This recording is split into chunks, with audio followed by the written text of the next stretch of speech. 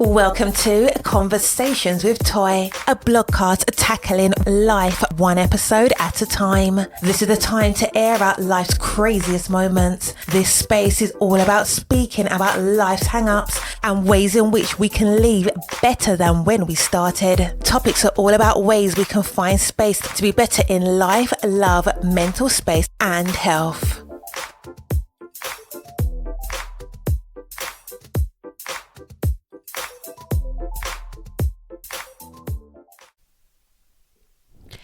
Happy Friday.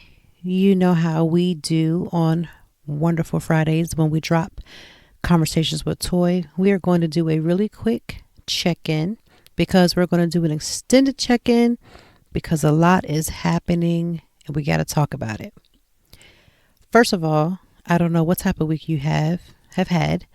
You might have been off for the Veterans Day holiday, and shout out to every last veteran, past and present, who has sacrificed and given of their lives, their time, their families to be there to give us the security that we need.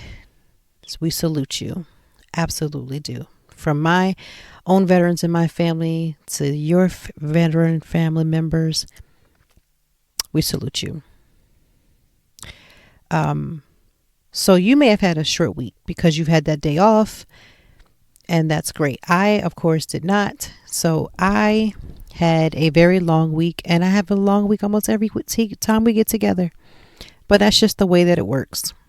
I am looking forward to Thanksgiving soon and having at least a few days to kind of veg out and relax. And that's the goal.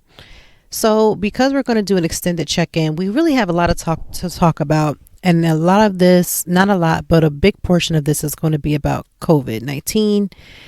And the reason being is that we are rapidly in a decline on the cases getting better and in a rise of foolishness where COVID-19 is concerned, which puts holidays in jeopardy, which is the one thing I was hoping that we were going to be able to avoid. But because we cannot get people to be, as I learned in church, on one accord, where we mean to get everybody in agreement, we are now in a phase where our cases have actually gone extremely higher than when we originally went on lockdown. So a lot of places are not technically on lockdown right now, at least in the United States, except for New Jersey, that I know around me. New Jersey has had a lot of restrictions. And Chicago has decided that they will start lockdown on Monday for 30 days. And that also will include the lack of being able to travel, etc., for Thanksgiving. What that means for the rest of America is unknown to me. I don't know what's going to happen, but what I want to talk about is how I've actually been feeling. I have been seeing the news and different stories that the cases were going up. And I just gave, okay, this is going to happen. It kind of just gave the general nod that, okay, this is a thing. This is going to happen. We're going to be maybe in another lockdown. And it kind of was like general banter in the back of my mind. I've had conversations with some of my friends about it. So it was just kind of like in the back of our mind. But I think that the reality is becoming a lot closer than I thought I was prepared for. Even though I was having conversations with friends weeks ago, it is now seeming to be something that is going to be on the very super near horizon. So let me just tell you how my anxiety worked. A couple of days ago, my kids who are virtual, some of their friends are not. The principal of their school had a meeting, a Zoom meeting, and wanted to call this important meeting together. And in the meeting, they talked about a number of things, but one of the biggest things that they discussed was that there was a possibility that there could be everybody going virtual, meaning those who were in school would now return home, those at home would just remain. And so I kind of checked it off to, okay, it's getting closer. This may be a thing.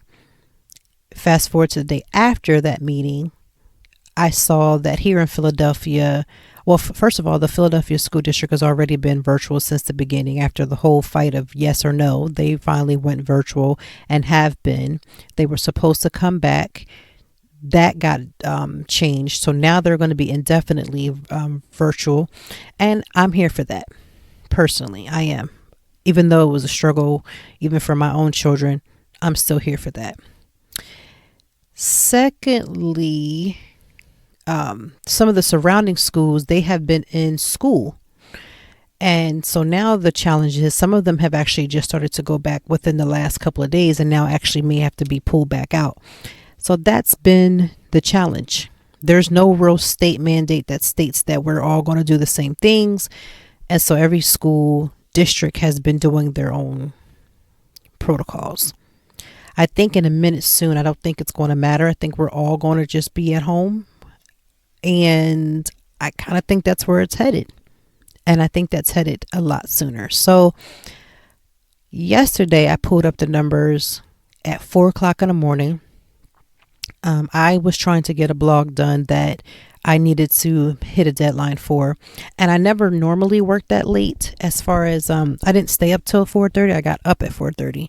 And I normally don't do that because I'm usually very studious about timing and where things have to be.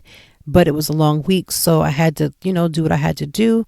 And as I'm sitting here looking at these numbers, all of a sudden panic, fear, and anxiety came on at the same time. And do I know that we're not supposed to live in fear? Yes. Is it my thought process of living in fear? No. But I would be amiss to say that was my initial thought.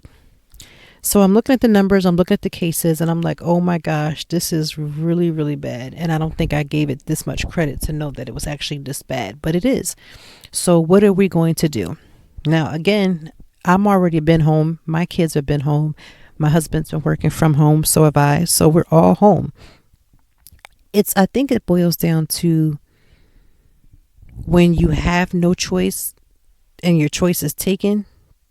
And I would think that, okay, we've been locked down for almost 9 months or had some type of restrictions or whatever the case may be for the last 9 months. I mean, technically it'll be a year in March. But I got scared immediately. So I started to pray and ask, just pray and ask God to calm my nerves. But as I went through the rest of my day, I realized I became more irritable. I couldn't tap into my normal activities. And so for me, I have episodic depression. When an episode of something that mirrors a situation, I can go from like 0 to 100. And I'm not even part of Drake's, crew, but I can go really quick. And that's what I started to see happening. So I was talking to my husband. And I was watching videos of stuff, really beautiful things, and it just made me cry. I'm weepy. I'm irritated. I'm at a place where I'm like, I don't want to holler at the kids. I don't want to, be extra. I gotta get this figured out. But what can I do to ease myself? So, sometimes when your anxiety is, levels are high, you start to get busy. And I started cleaning out the pantry. That got done. It needed to be done anyway, but whatever. Then I started reorganizing the kids' things and throwing toys out. And so at this point, I'm realizing more and more, okay, you are in a trigger. You're triggered because you don't know what's going to happen. And because I had a lot of family members that actually had COVID when we got locked down the first time, one that was actually near death and a few of them that were in the hospital, it's a very daunting thing for me. And I'm scared because it's like, I can't get to my family. We can't get to my husband's family. Not that we can't get to them, but for safety reasons, we just kind of want to stay back. And I know people were like, well, you go to the restaurant, there's a risk there. There's a risk for everything. If you go out to your front porch, there's a risk. You get the mail, there's a risk. I just think it has to do with calculated risk and about what is more riskier. Me going to a restaurant where people are 6 feet away from me versus going to someone's home where their home isn't big enough to social distance is not the same thing. Me eating outside is not the same thing as me going into someone's home, again, where you can't social distance and we're inside of the house. And a lot of people are not wearing masks because they're in their home, so they don't feel like they should. They're having events, parties of, whatever the case may be. So my anxiety level knows no end at this point to how frustrated that I feel, because now we're in the holiday season and it's like, okay, it's not that I don't love my family, and it's not that I can't create great memories. It's not that I can't make it the best Christmas. It's not that I can't make it the best Thanksgiving. I am really good at doing those things, but it's still the principle of what happens as we matriculate through this process. So I've been a little on the edge, and rightfully so, and trying to tell myself that it's okay for me to feel this way. Like, a part of me is like, you shouldn't feel this way because, there's so many people who have lost their lives. How petty do you sound when you say you can't be around family?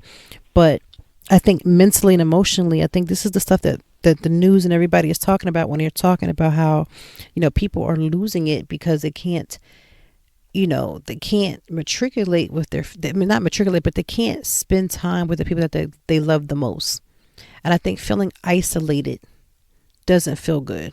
And I feel like we're going to be in a situation where we're going to feel this isolation again at the most hardest time of year. Like Thanksgiving and Christmas and New Year's is a hard time because you remember, your parents that have gone. You've remembered the people that have already transitioned, and that pain that leaves already leaves like a anxiety in the air.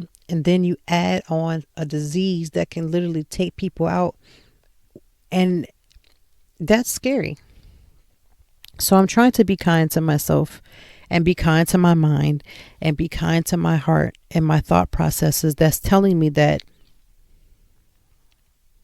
it's going to be okay.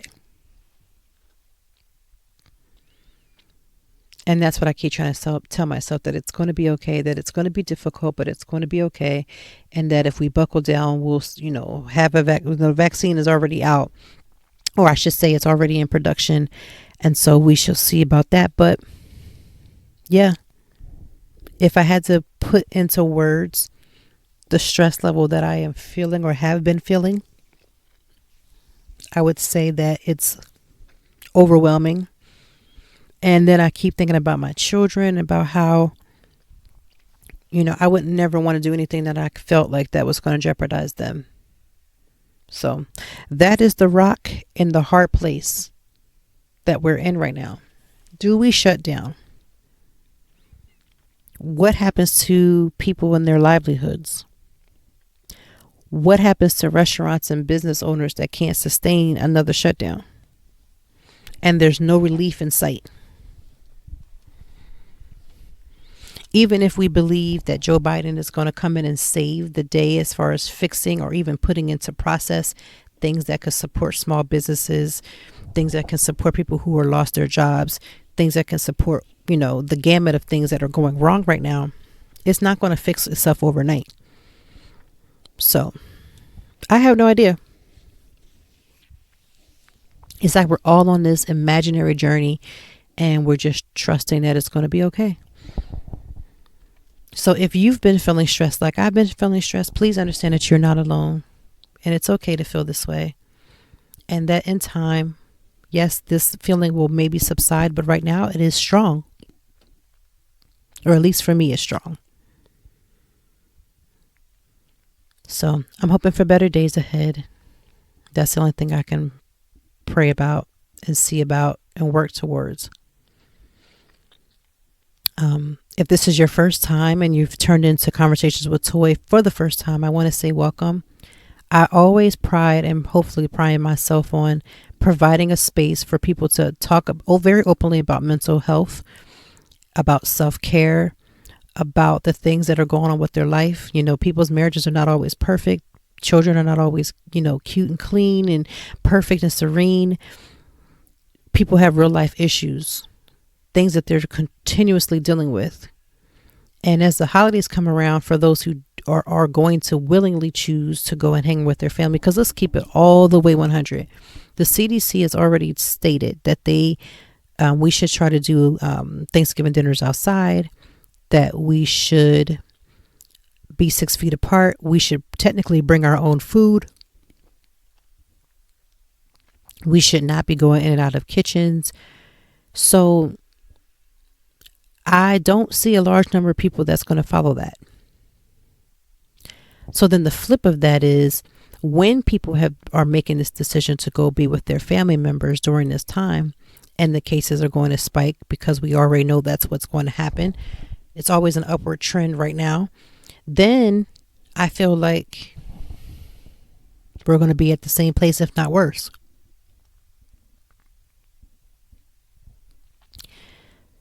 So what happens when you go around your family members? Now you're dealing with COVID. And on top of that, when you go around dinner tables be great and the food might be good, but there's always some type of tension, some drama, an aunt or a grandparent or a mother or father, somebody who asks the most inappropriate questions, who want to know why you're not having any kids, why are you not married, who is this you brought to the dinner table, are you ever going to get married, oh, you decided to be on a different team, why would you do this, blah blah blah. So there's 1,001 things that could go wrong at a dinner table for the holidays. I don't know what it is about the holidays. People get really free, especially Black people. I hate to say that, but I don't like it when you come to events and people are like, girl, you still got big. I think that happened to me. Let's not think. That happened to me a couple of years ago. This might have been when I think it was a year after I had my youngest, and I was struggling with my weight. And somebody that I knew like growing up. Now, when I was a kid or a teenager, I was probably, not even probably, I was a size 2. And so people were just used to me being that same weight from a kid. And I'm like, listen, I'm an adult. I'm in college. Things cannot and will probably never be back at that size again. So just the need to just call people out. I think I saw a meme. I saw this meme that said, let me, gain my weight in peace. Like, yeah, you see it, but you ain't got to call it out every other time. So I'm hoping that if you are dealing with that type of stuff, because I don't get it. It always happens at the dinner table or around holidays or whatever the case may be. If you do end up dealing with that, just, let people know that it's not okay. And then just work your way through it. I try not to be disrespectful to people, but if people are doing the most, I don't have any problem speaking up. Like, oh, why are you not married? Oh, that's just not my choice. And, oh, your biological clock is ticking. All right. I just don't think we need to be worrying about other people in those regards, about what people's relationship status are, if they're going to have kids. You don't know what people's private struggles are. What if that couple or that woman was already trying to get pregnant and is finding it difficult? What if there was miscarriages or whatever the case may be with people's bodies? I think we just need to mind our own uteruses. And so if you're that type of person that you're about to go to a family member's house, protect yourself, protect your peace. I don't know, maybe it's because I'm in a different phase of my life, but I probably wouldn't even be going at this point. I mean, you're already dealing with COVID, and I'm going to take the chance that I might get COVID to come and hang out with you, and then discover that while I'm hanging out with you, you want to insult me. Nah, I'm good. I'm going to eat this. I'd rather eat KFC, and I'm vegan, and I'd rather eat KFC chicken than to hang out with somebody who I know is going to give me some issues that I took a chance to hang out with during these COVID days. I can't do it. I can't see that for me. So thankfully I won't have to, because we shall be at home for Thanksgiving, where I always cook anyway. I cook every year, no matter the family members that we go to their house. I always cook my own meal. It's always been my thing. I grew up in a house where that was how we did. My grandparents and my parents lived a few houses down. I mean, like a dip across the street type of situation. And my grandfather has always been known to cook a spread. And I mean, he spreads a table. He cooks for everybody. Anything you can think of, he puts it out there. But my mom always made her own meal at home. And that was because, you can always grab a plate when you're at grandparents' house and things like that. But I always found that coming home and having your own ability to eat your own food always was clutch. So you don't have to worry about if you only got one plate, you would have several plates at home because you had your own food at the house. So that's kind of how I kept the tradition alive with my own family. I found how much important it was to me after leaving someone else's home to do the same. And my kids are greedy anyway. So then I knew that they would be covered, and I knew they would be covered according to what they're used to eating from me. And so I have done the same as well. So this year we won't have to worry about that. We'll be 100% at home. And that's challenging because I know my family members that are listening to this are, especially both my husband and my side of the family, they just assume that it's me that's making these decisions. Like LaToy doesn't want to be around certain people. That's not actually it at all. My husband actually is the one that's like, listen, we got to have an authentic conversation about where we are. And I don't think it's wise for us to take this chance, which makes sense. I mean, listen, nobody is going to be honest. People are not honest. There's been family members and friends who've had COVID and has never said one mumbling word. Then you get sick. Then they like, I don't know where you got that from. I don't know what happened, but they knew all along that they had it. I think you really can just trust yourself and those that you truly live with, not just related to, it's really that you live with. And so that's kind of where we are. We're like, we can trust us. We can trust what we're doing. And if what we're doing only affects us, then we're trying to keep it that way. So that's where we are. And that's where we're going. But I did want to talk about just a couple of things that I've been seeing floating on social media. One of the things that I saw this week floating on social media is Pastor John Gray. He is the senior pastor at Relentless Church, I believe. I believe it's Relentless, and I could be wrong about the name of the church, but he is a senior pastor, and he has had his second or third, can't keep up with how many affairs that he has had, a disrespectfulness that he has shown his wife. And so now he's at a position and a place that he has to now publicly go, and he has to basically apologize, a public apology for his public disrespect. Now that part I do agree. If you embarrass me publicly, you better come right and fix it publicly as well. However, I do believe that every marriage is different, and I do believe that we come into a marriage with our own set of what we think is right and what is wrong, and we have our own set of what we believe is our trigger points and things that we will tolerate and things that we don't. What I do know is that John Gray's wife, has apparently not gotten to her point of no return with him, because this is now the second or the third situation that has popped off. She's still here, still married to him. And I know people say that, our grandparents put up with whatever, and we should be able to put up with some things. Truth be told, a lot of our grandparents had to deal with infidelity and kids. There's too much stuff going on. I don't think that should be the thing that we put out there in the earth, that because grandparents or moms or dads or whoever put up with that type of bad behavior, that co-signs it, because that's definitely not it at all. I don't think that is something that we need to put out, nor do I feel like the generations that are coming behind us should have to deal with that as well. So I don't know what's going to take for either him to get it together and knock it off and be the husband that's faithful. I mean, he is supposed to be a man of God, and you won't even be faithful to your wife. How can you be faithful to the Lord? So that's just my little 5 seconds of church thoughts, because I grew up in church. And so I grew up in this type of foolishness when this stuff would happen, prominent men in the pulpit, because again, being a pastor and being this leader and having this church that's yours, it can get to your head, and you start seeing people that's coming out the woodworks that, care and looking at you a little differently than they were back, when you wasn't nobody. I get it. It's power. Power is a hell of a drug, but I don't know what's going to take for his wife, Pastor John Gray's wife, to decide that this is not the relationship that she wants, that this is not the type of honoring that she would want for her. But to each is their own, to each their own. I don't know what they're going to do. All I know is that I am making sure that I do what I can for my own marriage, and for God to grace me that if I should ever have to run up against such a situation, that I could handle it with class, and do what I have to do. Because it's really disheartening to know that mate, somebody that you married, boyfriend, extended baby daddy, whoever, is willing to be openly disrespectful. Everybody knows when you know Pastor John Gray. And when I say everybody, I mean just people in that type of realm that travel in his circle would know that he's married. So for anybody to even be the co-conspirator of, or the person, the co-chair of cheating, makes no sense to me.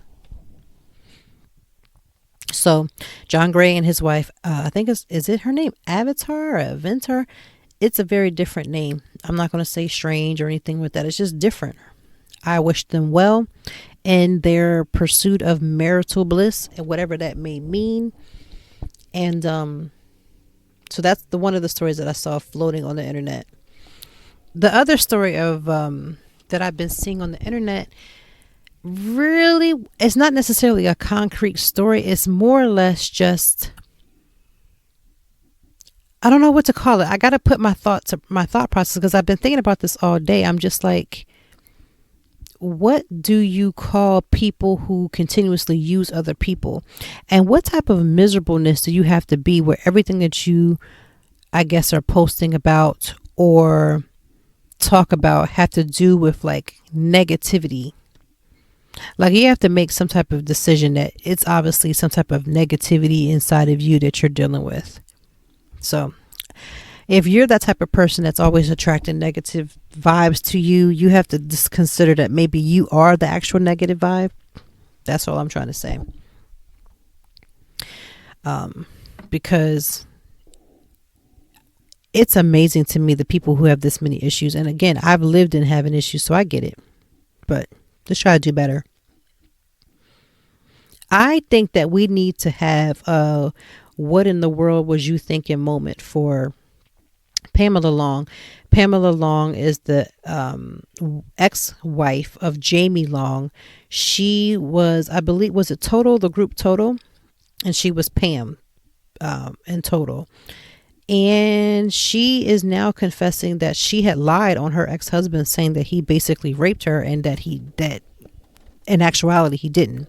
He's, no longer married to her. He's married to someone else. He has kids. And so now she's coming out and saying that this was a lie. Now, that's pretty hard. That's a hard pill to swallow when you've already messed up a man's life, either by people thinking that he was doing that or whatever the case may be. So I, honest to goodness, hope that she gets herself together, because nobody, and I mean nobody, needs those types of issues, especially not in this day and age, like at all. This is the season where people break up, and I don't know. Yeah, this is the season where people break up the most, or a lot of people get engaged around this time. I would just be sure that, I know if you haven't heard the podcast with my husband and I, just listen to that, and just be sure that you, even if you know the person and you think you know the person well, that you know what you're signing yourself up for. If you haven't been with someone through all the seasons, you need to reconsider. If you have not been around them when they're angry, when they're hungry, because in those moments, how they'll treat you or how they treat other people, when you just watch and observe, that matters. You need to know that, because you could be dealing with a whole nutcase that you have no idea. So if you're looking to be married or a committed relationship, because some people just like to be engaged, be sure you've asked every question possible. Go to a marital counseling if it's possible. Whatever the case may be, you need a whole bunch of skill sets to get through. A whole bunch of them, especially if you want to be successful, especially if you want to balance out the family life and family structure. And FYI, families are two people too. They can be two people, just the husband and wife. That is still a family. And so we have to normalize this thought process that every married couple is bouncing out a bunch of babies, because that's not the case. It's really not, like, at all. So as we are preparing for the holidays and meal prepping and getting things together, I would just also want to caution everyone to not only just be vigilant about who's around you, what's happening, but when it comes to like the fun part of the holidays, like the whole cooking and all those different things, please let it be something that somebody else can say, yes, you can cook this meal, you are good at it, even if you're not the best at it. This is not the time for people who cannot cook to start experimenting. Like, this ain't your time. This is not experimental season. I need people to know what they're actually doing. So I just happened to see that and just wanted to send out this announcement, because I know there's plenty of people who love to dibble and dabble around the holidays that cannot cook and messing up whole signature meals that everybody and their mom is going to be mad. Like, if you can't cook macaroni and cheese, this ain't the time to start, because you're going to sit there and waste the cheese and everything else trying to get it together, and it just becomes unnecessary. So that's my little Thanksgiving prep, Thanksgiving meal spiel. Because again, we're about to be in the cooking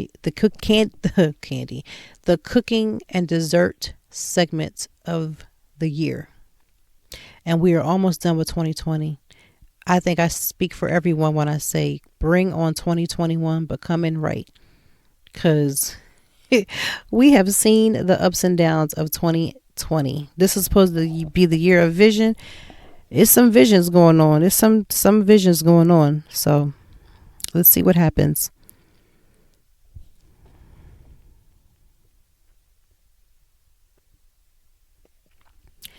So I am also a lifestyle blogger of Toy Time, and I wanted to talk about this month I'm celebrating 6 years of doing my blog, and I wanted to just have a quick conversation, because there's a couple of things that we tend to forget when it comes to bloggers or blogging, especially for someone who is starting off new. First and foremost, don't get always caught up in like blogging and blogger titles. Bloggers and blogging have to be earned. So when you see people say that they're a blogger, but you see their website, they don't actually have one, that just means that they have discovered that blogger and blogging is like a key term that people use, and they know that they can quote unquote brand. Instead of just saying that they're an influencer, they want to say that they're a blogger. In order to be a blogger, you have to have some form of website so that you can post blogs and things of that nature. So just, that's one thing that I've learned.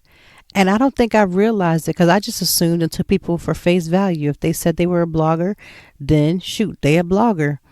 You know what I mean? So I never put two and two together that people would actually be out here perpetrating. But boy, was I wrong. And it's true. People will perpetrate. So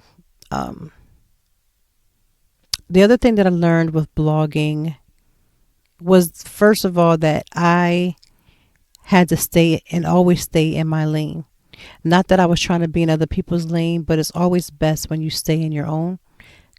Because I can't copy what somebody else is doing. I can't copy the way that they're doing it. None of those things.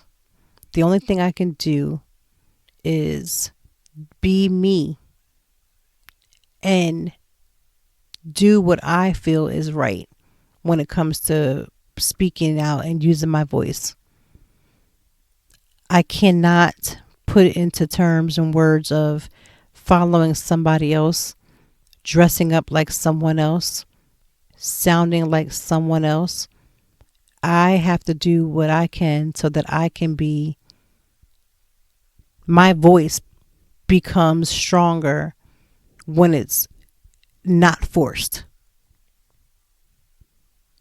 So it's all about making sure that whatever you're putting out, you 1000% agree with.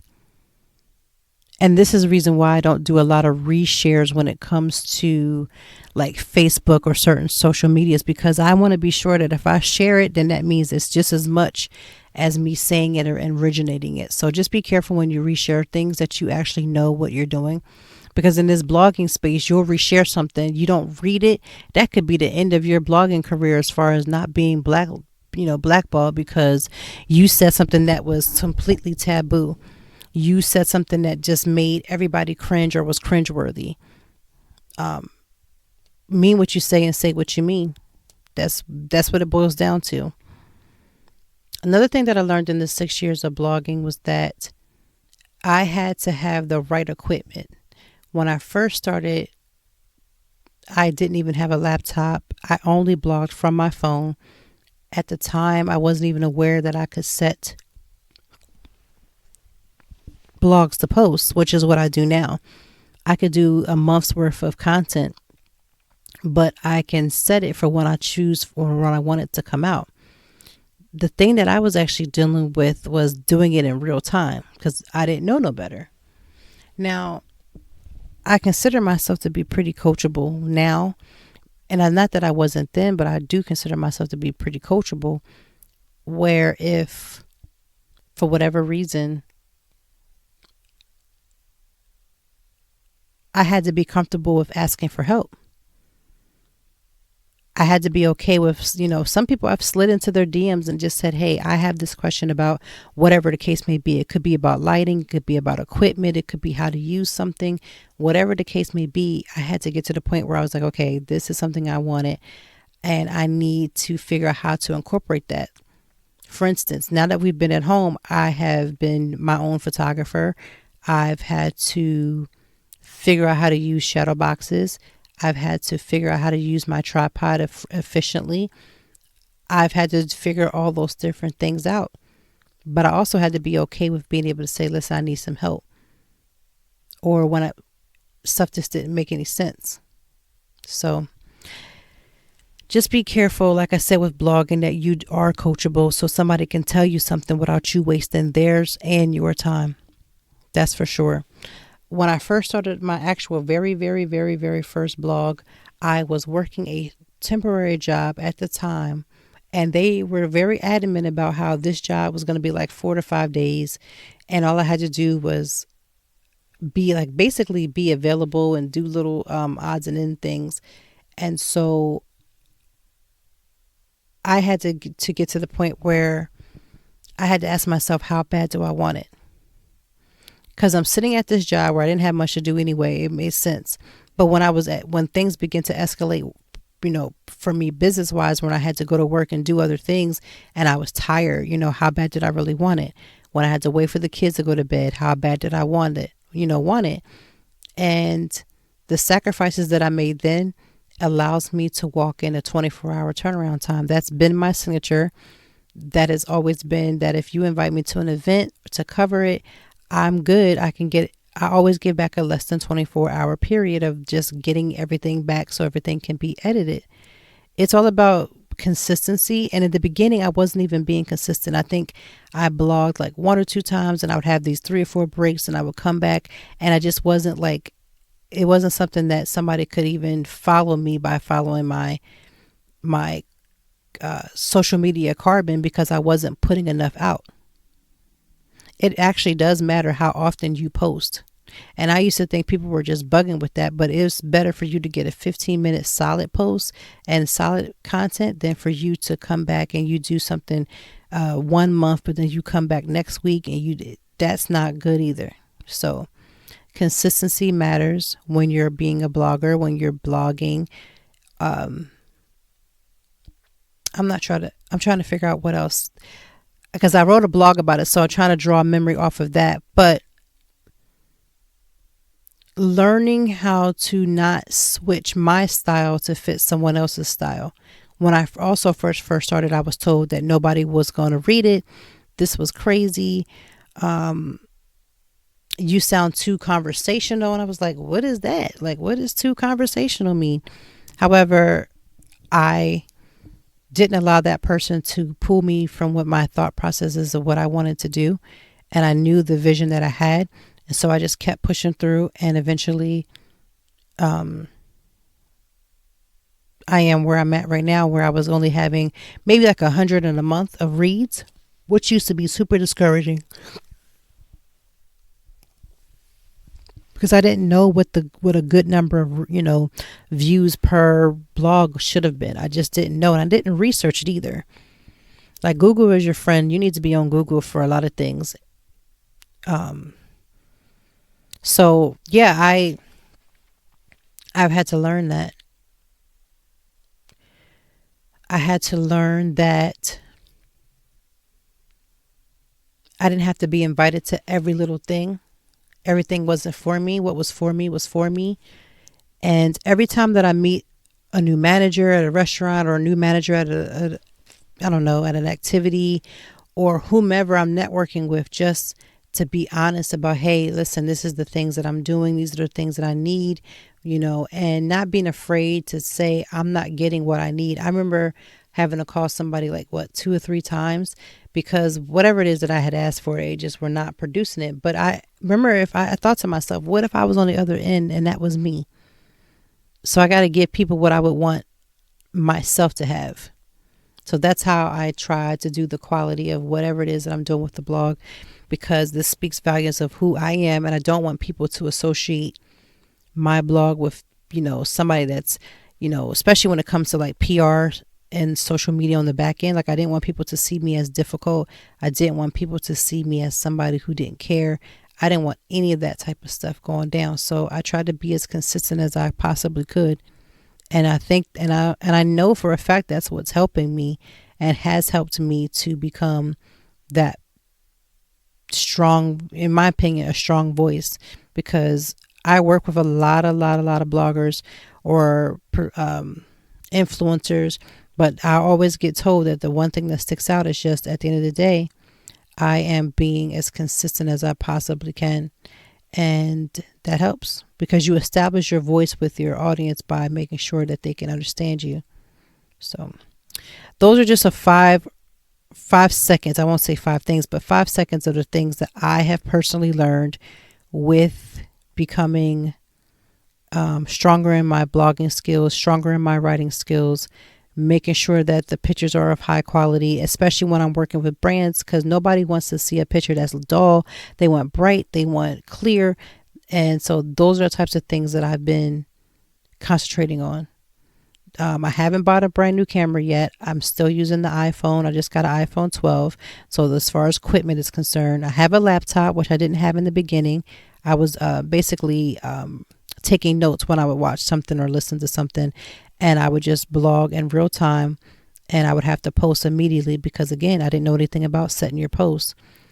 Whoever put me on to setting your posts is a lifesaver because, like I said, I can get a month of work done and put onto the floor, and I don't have to worry about coming back and saying, did I finish that? What requirement did I not make? So, running your blog, especially when you're running your blog as a full-time business, it matters what deadlines you're choosing for your product.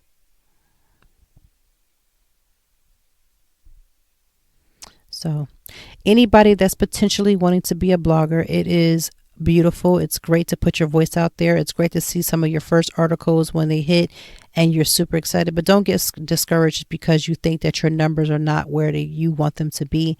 My numbers have only grown in the last however long because of the consistency of making sure that my social media matches all the way across. So that's the growth, and it's probably going to take a little while to grow a little bit, a little longer, but it is what it is. I'm going to send great vibes towards you because, again, I believe that we are in the middle of a second or third or fifth, however long or pandemics has been.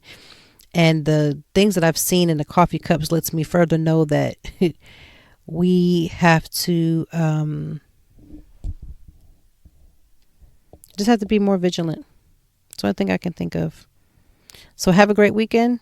And we'll talk next week. I'm hoping that by next week we'll know what's going to happen. We'll know if we're going to be in the middle of a shutdown. And if we do, I'm going to do some extra episodes because I want to be prepared. Because, again, people don't realize that once you get shut down, the mental toll that takes, it's very disheartening for some.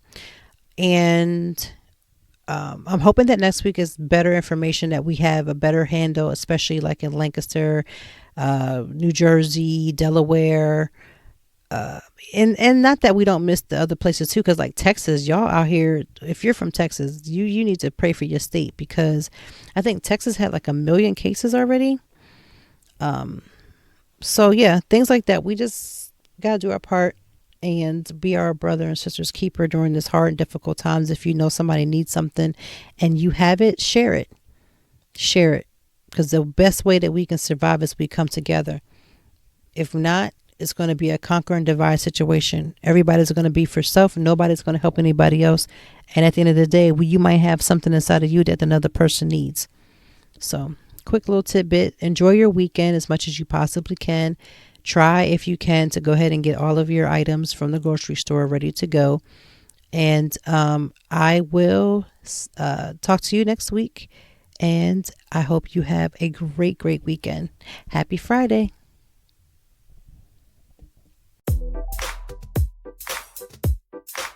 Thank you as always for joining me, and I know that even in the deepest or joyful conversations that there's something we can learn and apply. Until next time, I hope that you are doing better. If not, we will be back to talk some more and handle it. Peace to you and yours. Stay grounded.